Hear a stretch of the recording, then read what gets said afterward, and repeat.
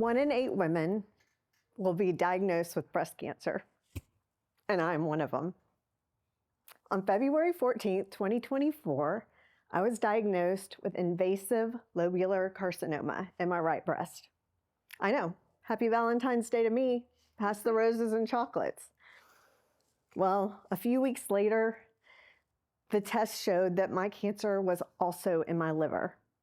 So I found out I had stage 4 cancer. And when I heard those words, it was devastating. They gave me a 30% chance to live 5 years. 30%.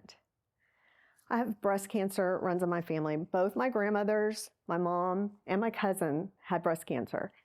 And so in my early 20s, I started doing annual mammograms, and I stayed on top of those every year without fail. And so you're probably wondering, well, how did I end up with stage 4 breast cancer then? So what happens is my kind of cancer grows like lace and not like a solid mass. So it's really hard to detect on imaging. And so a couple of years before my diagnosis, I just was accidentally moving around and my arm hit my right breast in such a way that I felt this large lump. And it was totally by accident. So I went in and I had a mammogram and ultrasound, and they said it's not a solid mass. And so they sent me home. They said, I'm fine. So guess what I did right after that? Well, I'll tell you what I didn't do. I did not think about that lump again. Not even once. Until a few years later, same thing. I don't know what I was doing, but my arm hit my breast and there was that lump again and bigger. So I went in, got another mammogram, another ultrasound, and this time the radiologist said, let's biopsy that. So the truth is I was doing my annual mammograms and thought I was doing everything right, but what was I not doing? I was not doing monthly breast self-exams. And had I been doing that, I might have noticed this lump is not going away. And I might have asked, can you do another test on this? And I might have caught it before it was in other organs. And so the crazy thing is I have heard my whole life how important self-exams are to early detection. I mean, we've all heard that, right? It's been very marketed. And with my family history, I was like really having to think, why was I not doing this simple self-exam for myself? And I came up with 3 primary reasons, and maybe some of you can relate. One was I was just actually afraid I would find something. So if I didn't look, I wouldn't find it. And I guess that's kind of like burying your head in the sand. And the other reason is because I didn't really know what I was looking for. I didn't really know what I was doing. So because I didn't know, I just didn't do it. And the third reason, which I think is probably the biggest one for me, and maybe the biggest one for most women, is I just felt like it was really weird. It was uncomfortable and awkward. And now I think in hindsight, a little bit of awkwardness every month is sure easier than going through stage 4 cancer, right? So, you know, I'm not alone. I'm not alone in this because less than a third of women do self-exams.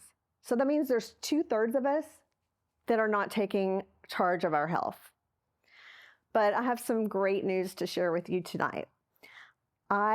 With faith and prayer as my foundation, and with very conventional and very unconventional treatment, I stand before you today with no cancer in my body, in my breast or my liver.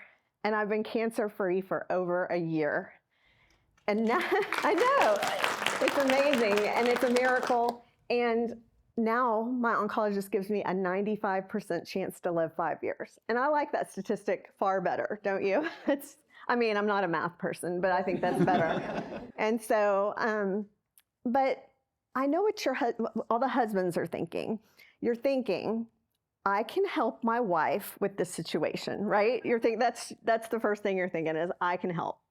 No, but really, ladies, we need to get serious about how to get comfortable with this. So I came up with an idea. I think we should all stop and smell the rose. R-O-S-E. R is reframe your mindset. Don't think of a self-exam as self-care and not like a cancer hunt, because a lot of times the changes in your breasts are not cancer related. O, own your body. It is not wrong or weird. Get to know your body so that you can identify these changes early on. S, share with your friend. Find your bestie, you put it on the calendar for the same day every month, call and remind each other, and encourage one another. That helps you to do it with accountability. And E, educate yourself.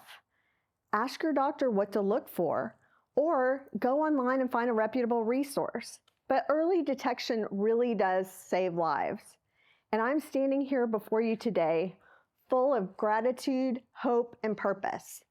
And I beg of you, male and female alike, I beg of you, get to know your body. Trust your intuition and be your own health advocate, because your life matters and your story matters. And ladies, touch your Ta-Tas. It might just save your life.